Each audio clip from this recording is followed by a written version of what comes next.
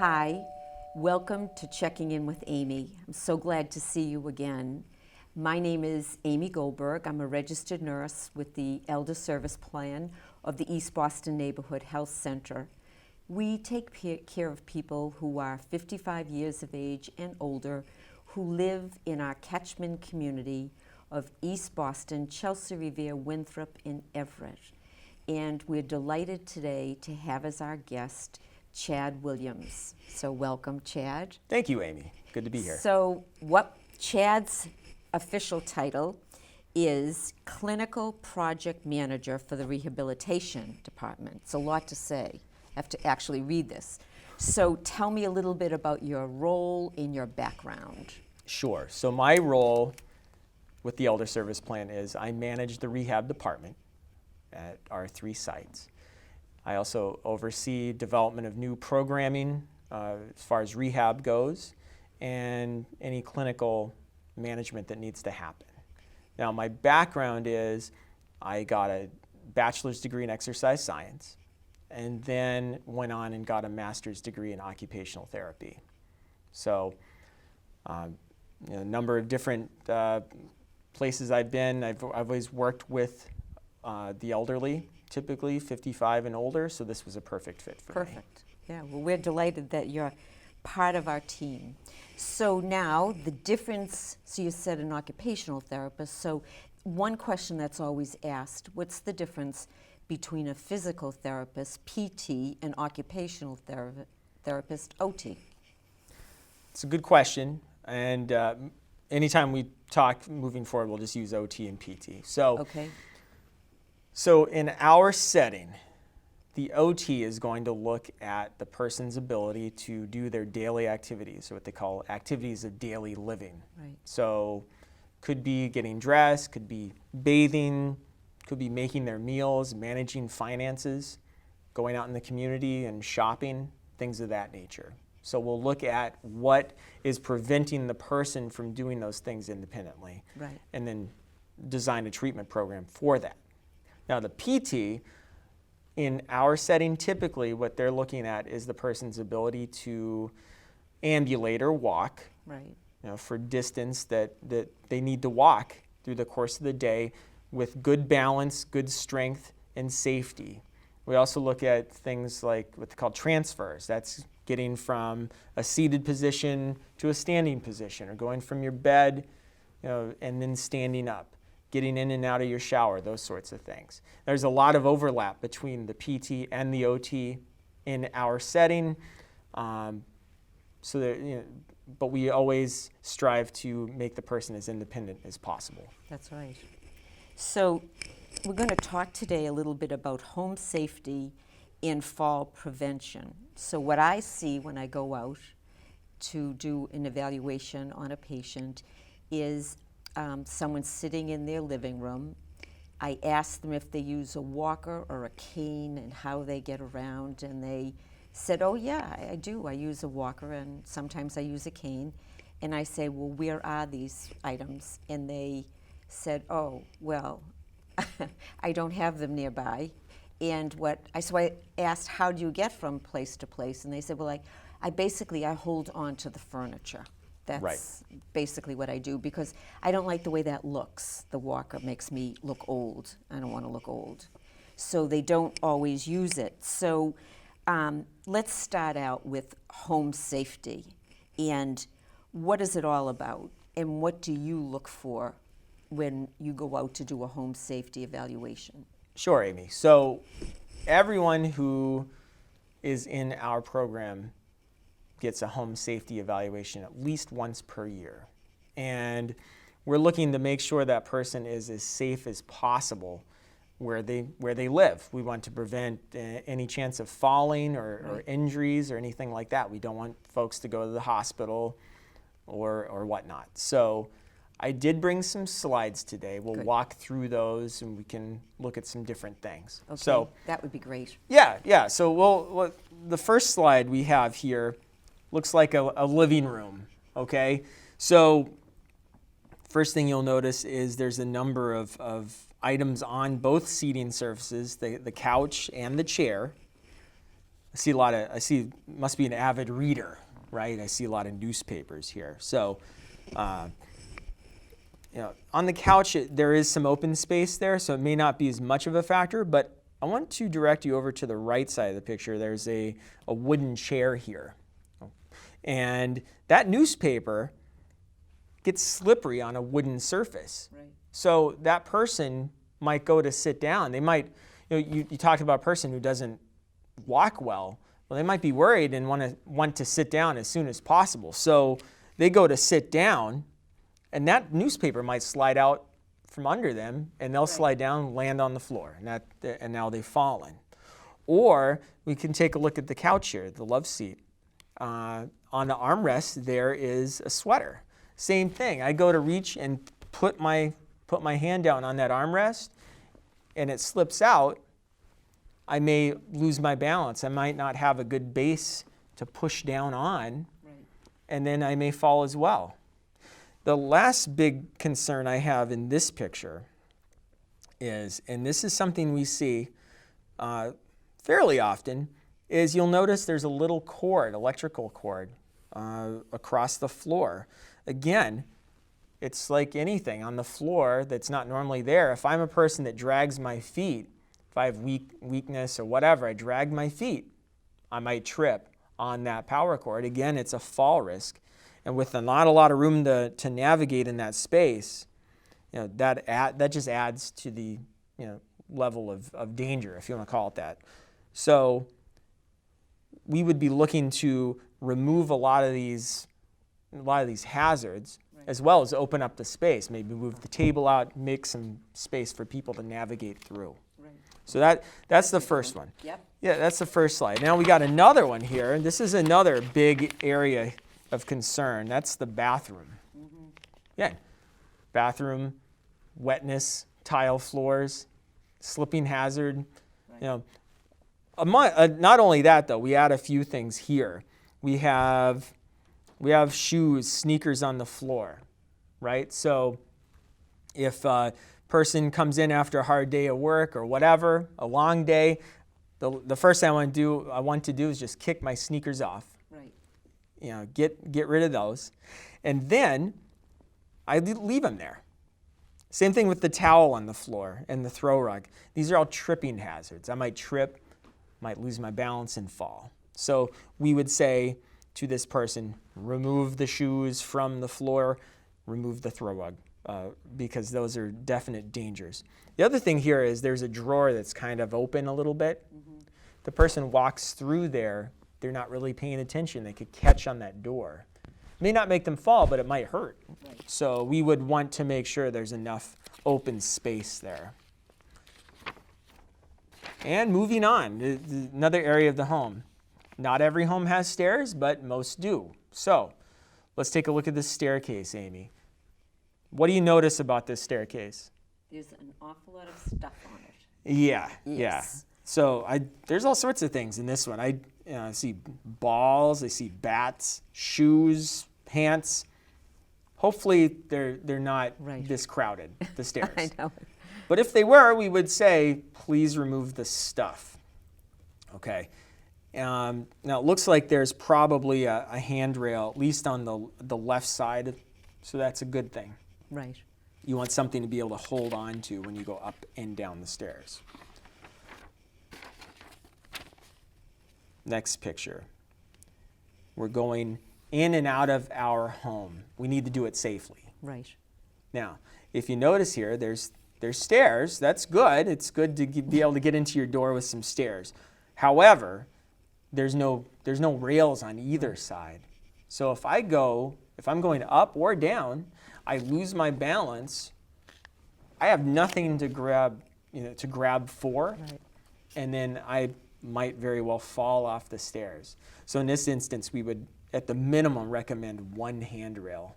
Absolutely. Which brings me to a story that I went with my son to the Boston Garden, and we went to a game, and when it was over, we were going down a number of stairs. Now, I'm holding on to the handrail, right. And he's bounding down the middle of the staircase. So it shows you as you get older. I don't remember ever holding on like that, but I did. But I think as you get older, you really have to be aware of the safety of it all. Absolutely. And he didn't give any thought to just getting down the stairs. Right, right. And you do need to think about things more. Right. Pre-plan some of the things you do, because That's right. if you don't have a plan for it, you may catch you by surprise That's and you're right. not ready. So, That's right. No, that's an interesting point, though. It does go to show you. It goes It's to nice show to you. have that something to hold on to. I know. Now, we're going back. I know we touched on the bathroom before. We're looking at a shower stall here. Now, it looks like any shower stall you see in a home, typically. Now, I have an arrow down at the bottom. The reason for that arrow, Amy, is this. What you'll notice is, what's the color of the base of the shower? White. White, right? Right. And then what's the color of the tiles? White. So there's no, Right. yeah. So we have white on white. Sometimes as folks get older, their eyesight isn't as good. Right. I may not be able to tell where I need to step. So what I have in the next slide, I'll show you. This is just an idea of what we might do to help someone. What you'll notice now is where I have that arrow now, there's a nice black line. We may take a piece of duct tape, black duct tape, or some other color that's noticeable and mark that base so the person knows they have something to step over. It's like a mini hurdle or something. You're going to just step over that to get into the shower rather than possibly trip, Right. getting in. So, some other things we may do in that situation would be to add some sort of grab bar or something so the person's more stable. For the same reasons we talked about with stairs, you need something to hold on to. Exactly. Right.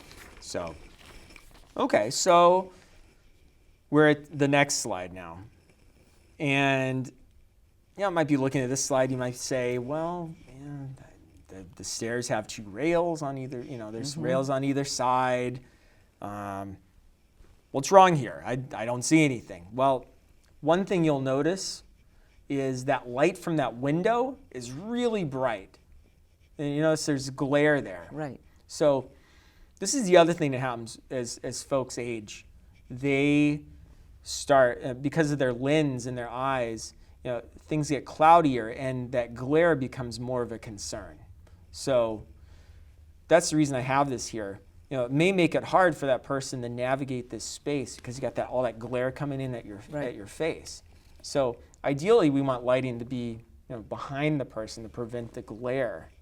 So we'd look at some options to reduce glare in this instance. Maybe a different shade. I think or that's a something really like that. important point. I never realized that until you and I were reviewing this information. I thought it was really interesting. Yes. Yeah. And the other thing about lighting is, as a person ages, they need more and more what they call ambient light around you to be able to do tasks.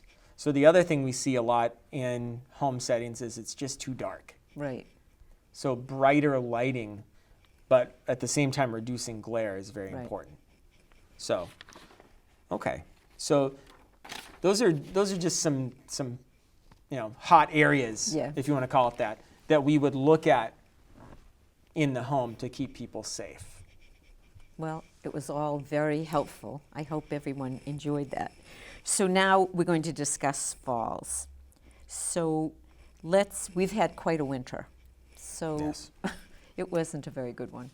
And many people had falls. So let's talk a little bit about the main causes of falls today. Okay, sure.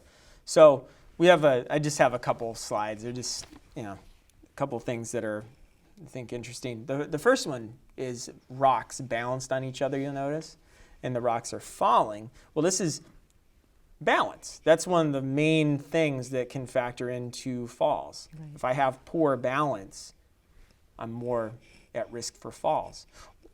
Also, if I have weakness, muscular weakness, that's another big factor in fall risk. Something else people may not think of is when you get up from a laying position or a seated position, you get up really quickly. I don't know if you notice, sometimes you may get kind of lightheaded. Right. I think everyone gets that from time to time, but sometimes it can be a real problem for folks, and they can actually lose lose consciousness and pass out. That's another fall risk. It's called orthostatic hypotension, where your blood pressure drops. And then the other thing is just objects in the walking path. And we talked about that. If you have things on your floor in your home, it's a tripping hazard. Right. Or even walking out in the community. I don't know if you've ever been walking and there's that one part of the sidewalk that's a little higher and you're not expecting it, you trip. Exactly.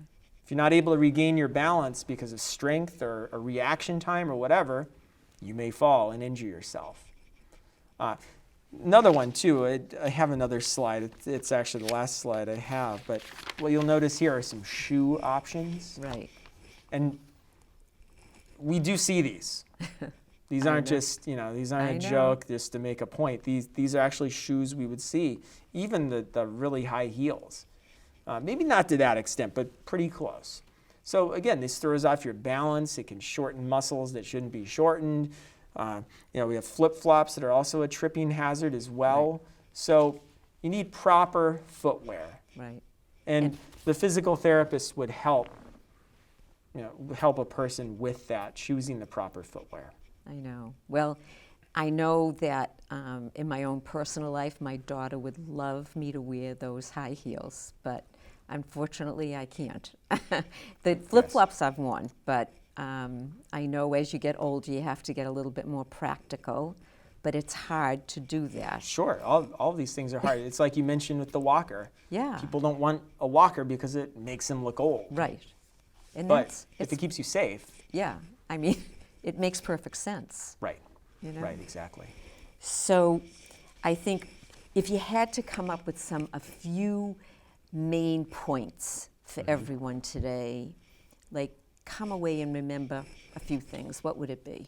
Okay, so I can think of 3 main points. The first is make sure you reduce the clutter where you live. Right. Take things up off the floor.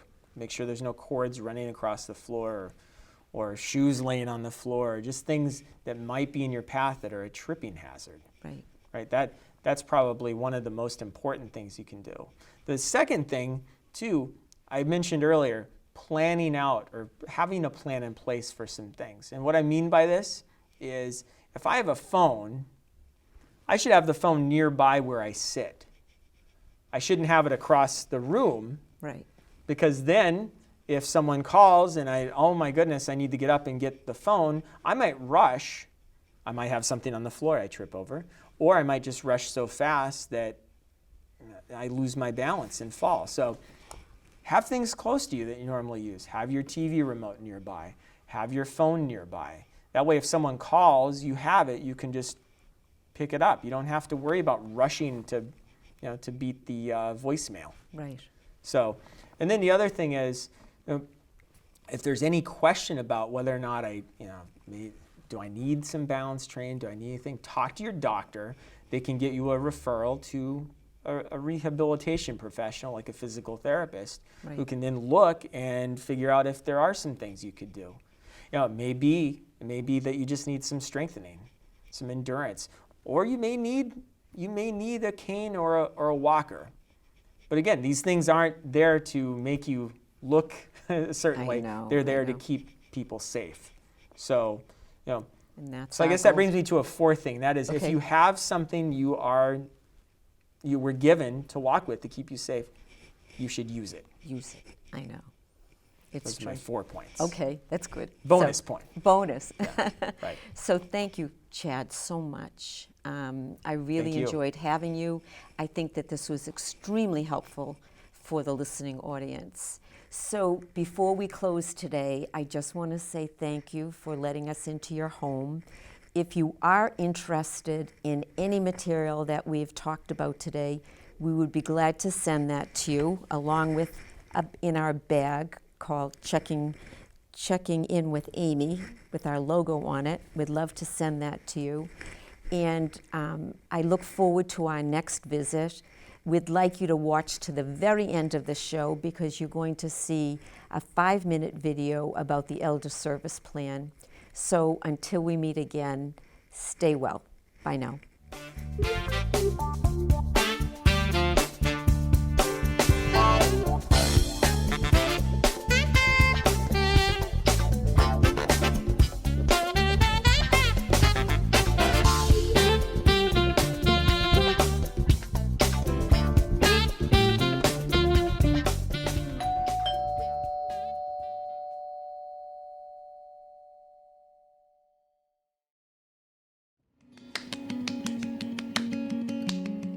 My parents were always very independent. They always seemed to take care of each other. My dad met my mom when she was 13 and he was 15, so they got a lot of practice.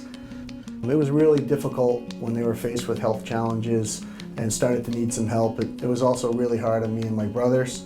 It seemed like every day we were getting calls. They needed to go to this appointment or that appointment, and it became pretty apparent that they really couldn't live on their own without some help, and more importantly, stay healthy. We're lucky to find the Elder Service Plan. Almost immediately after enrolling, we saw some real change for the positive. All their medical appointments were in the same location, including the prescriptions. If they did need to go to see a specialist, then transportation would take them, and that was a big relief for us. My mom attended the PACE Day Center each day where she could really socialize, and she loved that. When they needed services in the home, that was a big help too. And my dad, he'd still call me every day, but not because he had to, because he wanted to. He'd say, "Stevie, you won't believe it, they fixed my teeth. They got me some new shoes today." It just brought some amazing stability to the family. I'll see you a little later today, okay? Okay. My name's Lucas Akerley. I'm the activities coordinator for the Elder Service Plan in Winthrop. Today we're doing active parachute games. We have a ball toss with some music. It's fun. Keeping active at ESP is part of our plan to keep you happy, healthy, and independent.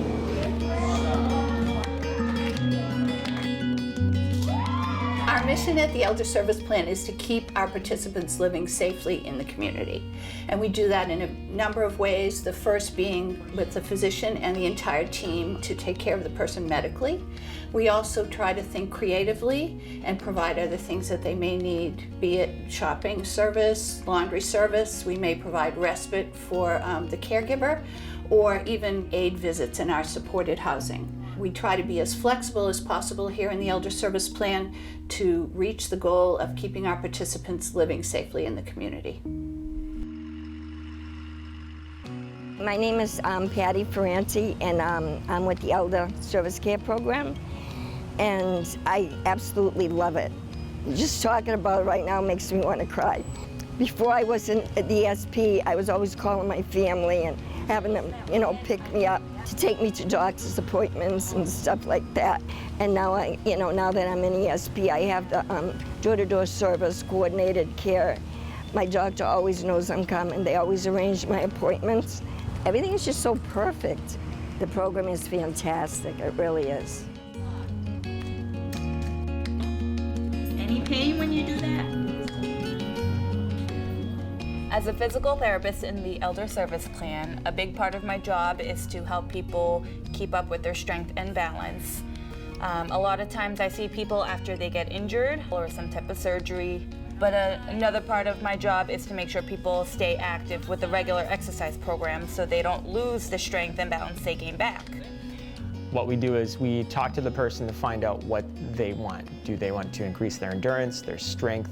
Do they want to be able to do things easier throughout the course of their day? We will work with them and develop a plan, and we move forward with it.